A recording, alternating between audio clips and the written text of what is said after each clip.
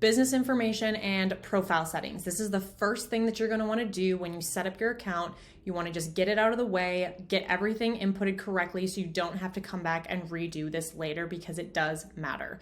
So the first thing you're going to want to do is put your business name, your legal business name, email, phone number, really self-explanatory. This entire account is just a sample account I made for you guys so that I can give you a better idea of what it looks like on the inside.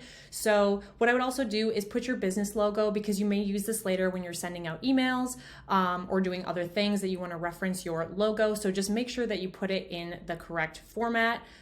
Put all this information in. There's some stuff that maybe gets a little bit tricky as you go down, where for the actual business information, you are going to need to know some of this stuff. So if you do not have an official business like an LLC or an S Corp, that's okay. You don't need to put this business information in. But at some point, if you do get your LLC, have an EIN number, all of that stuff, you're going to want to put all of that in here. The reason that's important is that later on, if you do decide to get a phone number and you want to register your phone number and go through the A2P registration, this stuff will matter later on. So just make sure you fill all of this out to the best of your ability, and just do it correctly the first time, and then you won't have to come back and do it again. Then for the physical address, this does need to match what's on your paperwork if you do have an official business. So make sure that this all matches exactly as it appears on your paperwork, because they do check and they're very much sticklers about this stuff. So if you don't know, you can always come back and do it later, but I suggest just finding the paperwork and just doing it right away. For the authorized representative, I would put yourself or the person who is going to be in charge of your account, who's going to be in here frequently. And for some of these settings, it's completely up to you what you would like to check mark. The things that I normally check mark is I always like to merge contacts by name that come from Facebook, because I don't want to have duplicate contacts. I feel like that's just annoying.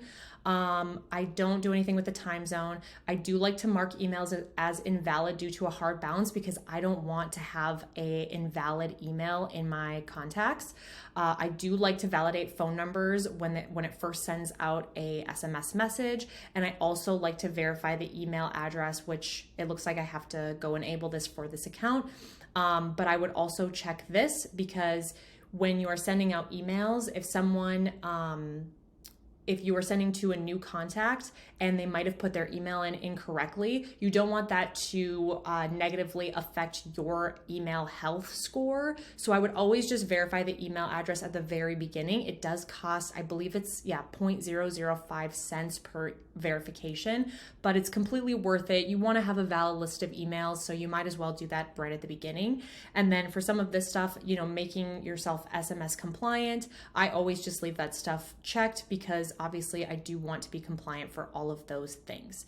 So that is all for the actual business profile. When it comes to other information that you might need to fill out, I would just say go to your staff and make sure that you add in any staff members that might be logging in here, and just put in all their information. So it's just easier from the very beginning, having people, able to access what they need to access. Very self-explanatory as well. First, last name, email, and phone. You do need to set up a password. So I would suggest using something really simple, and then they can always change it later. You don't need to select a calendar for staff members. That's something they can do once they log in and create their profile. You can choose whatever permissions you want to give them. You can give them access to everything or only a few things, depending on what your staff members are doing. You can also give them a user role or an admin role. Admin is going to have access to a lot more, or pretty much everything. User is just going to be selective. And then for the rest of the stuff, I usually just leave it, because this is something you're probably going to set up later. They may want to set this stuff up for themselves personally. If they have a Zoom location or a Google Meet, things like that, that is something they can all set up later, as well as their calendar. So that is it for the staff and the business profile. As far as company billing, this is something you want to add at the beginning if you didn't already put your information in. So just putting in your credit card information, adding a payment method, so that if you are purchasing a phone number or doing anything else, that you just have that squared away right at the beginning.